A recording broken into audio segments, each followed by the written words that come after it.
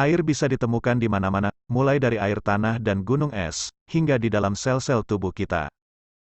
Tergantung faktor-faktor seperti lokasi, indeks lemak, usia dan jenis kelamin, rata-rata tubuh manusia mengandung 55-60% air. Saat dilahirkan, bayi manusia bahkan lebih basah, dengan kandungan air hingga 75%, bayi hampir seperti ikan. Tapi kandungan air bayi turun hingga 65% saat ulang tahun yang pertama. Jadi, apa peran air bagi tubuh kita, dan seberapa banyak kita harus minum air agar tetap sehat? Senyawa H2O dalam tubuh berfungsi sebagai bantalan dan pelumas sendi, pengatur suhu tubuh, dan pemberi nutrisi bagi otak dan sumsum tulang belakang. Air tidak hanya terdapat di dalam darah, hampir 3/4 otak dan jantung orang dewasa terdiri atas air. Itu hampir sama dengan kandungan air dalam tubuh pisang. Paru-paru lebih mirip dengan apel dengan kandungan air 83%. Bahkan tulang manusia yang tampak kering mengandung kadar air 31%. Jika pada dasarnya kita terdiri atas air, dan dikelilingi oleh air, mengapa kita masih harus banyak minum?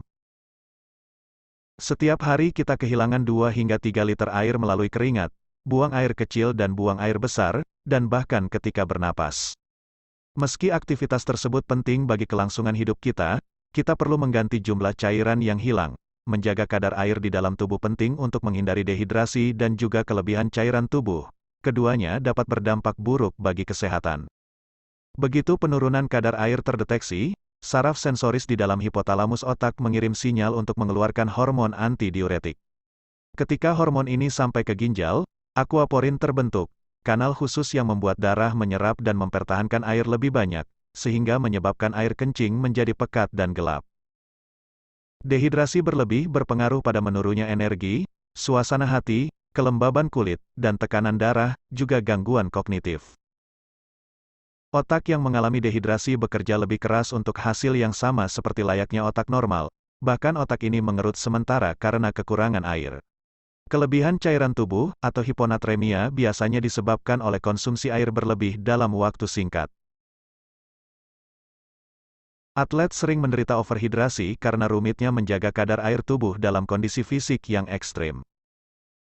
Kalau dehidrasi otak menyebabkan pengeluaran hormon antidiuretik, otak yang overhidrasi menghambat atau malah mencegah pengeluaran hormon itu. Elektrolit natrium dalam tubuh jadi encer, menyebabkan sel membengkak. Dalam kondisi serius, ginjal tidak bisa menampung volume air kencing yang berlebihan. Terjadilah keracunan air, yang menyebabkan sakit kepala, muntah, dalam beberapa kasus kejang atau kematian. Tapi itu contoh ekstrim, sehari-hari, menjaga kadar air seimbang mudah dilakukan bagi kita yang beruntung memiliki akses pada air minum yang bersih.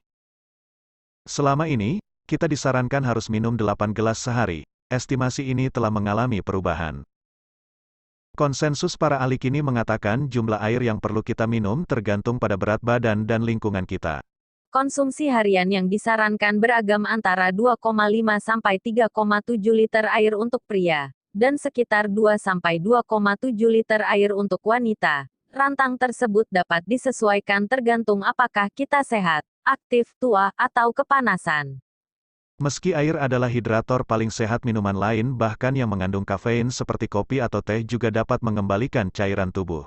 Air yang terkandung dalam makanan kita setara dengan 1/5 konsumsi harian H2O. Buah dan sayuran seperti stroberi, mentimun, atau bahkan brokoli mengandung 90% air, dan dapat menambah jumlah cairan selain juga menyediakan nutrisi dan serat. Minum yang cukup juga menguntungkan bagi hari tua. Riset menunjukkan bahwa hidrasi optimal dapat menurunkan kemungkinan stroke, mengelola diabetes, dan mengurangi resiko terkena kanker tipe tertentu. Bagaimanapun juga, konsumsi cairan yang cukup berpengaruh pada apa yang kita rasakan, pikirkan, dan bekerja sehari-hari.